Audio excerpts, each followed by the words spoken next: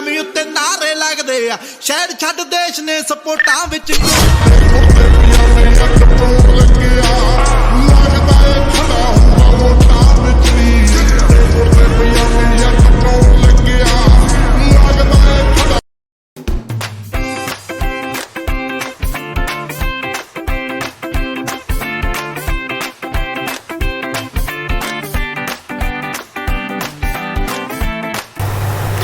अस्सलामुअलैकुम my YouTube family, क्या हाल चाल है। उम्मीद है आप सब खैरियत से होंगे। अल्लाह आपको हिफ्ज़ ईमान में रखे। सबसे पहले मेरी तरफ से और मेरी बेटी की तरफ से ईद मुबारक आप सबको। ये देखें, हैदर को मैंने नहला कर तैयार वगैरह कर दिया था। ये इसने वाइट कुर्ता, वो जो मैंने आप लोगों को दिखाया था वो वाला कुर्ता, और ये पहना, चप्पल वगैरह इसने पहनी। और ये तकरीबन सोकर उठा ही 11 बजे था। और ये बहुत लेट नाइट तक के जागता रहा था और फिर सुबह देर तक के सोता रहा था। तो इसीलिए फिर मैंने इसे तैयार व्यार किया। फिर इसने कपड़े ना गंदे करने शुरू कर दिए थे क्रॉलिंग करने के लिए ना। मैंने कहा वाइट सूट है, कब्रिस्तान जाना है तो गंदे हो जाएंगे, तो मैंने इसको कपड़े ही चेंज करवा दिए सबसे पहले तो। अच्छा, अब इसकी ईदी देना क्या टाइम आ रहा था, तो इसको ना फ़हद ईदी दे रहे थे। इसे पसंद नहीं आ रही थी साहब जी को। वो कह रहा था मुझे नहीं चाहिए, मुझे बड़ा वाला नोट चाहिए। मजाक कर रही हूँ, लेकिन इसे अभी पैसों का पता ही नहीं है। ये समझते हैं कागज़ है।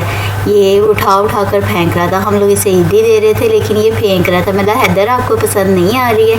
हैदर साहब जी बार बार, फिर मैंने इसे ईदी दी, इसके दादा ने दी। जो गेस्ट आ रहा था हमारे घर पर वो हैदर को ईद दे के जा रहा था। तो मैंने फिर हैदर की जितनी भी ईदी थी ना इसके गले में डाल दी। मैंने कहा चलो जी ये हम इसके गले में डाल दें। अच्छा, मैं फिर कह रही थी कि कहीं से सो जाए बस किसी तरीके से, और मैं अपने ना काम ख़त्म कर लूँ। लेकिन ये नहीं सो रहा था। ये बस हम इसे बार बार उठा के ईदी दे रहे थे। बस ये खेलते खेलते अचानक ही हाथ में पैसों के साथ खेलते खेलते सो गया, पता भी नहीं चला। फिर मैंने अपने किचन में गई, अपने जो काम ख़त्म करने थे वो ख़त्म किए। मैंने आज बनानी थी बिरयानी।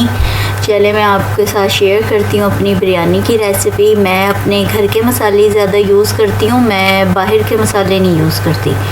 तो ये देखिए, एक तरफ मैंने कोरमा बना लिया था और ये चावल मैंने बॉईल करने के लिए रख दिए थे। मैंने कहा चले, ये है कि बंदा जल्दी से, फिर बच्चा सो रहा होता है ना, अपना काम फिनिश कर ले जल्दी से।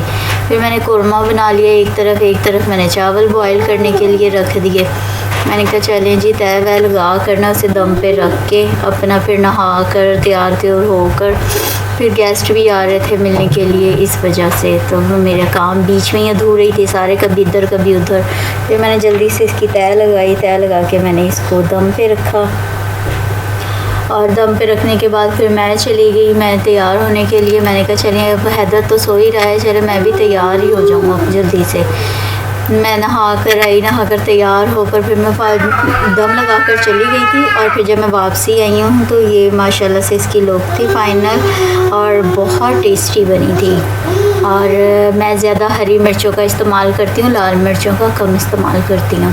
फिर हम लोग निकले, जब खाना वाना खा लिया दोपहर का, फिर हम कब्रिस्तान के लिए निकले। फिर रास्ते में ना ये इतना प्यारा मुझे व्यू लग रहा था। ये कहीं पे कच्ची गंदुम थी, कहीं पे पक्की हुई गंदुम थी।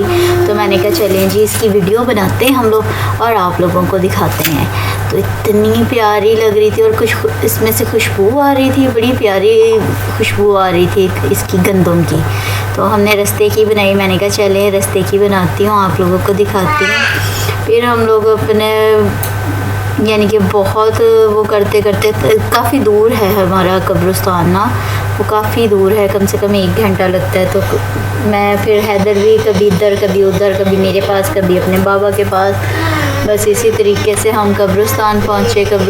तो काफ़ी हो गया था टाइम ना, जैसे सूरज ग्रूब होने वाला था।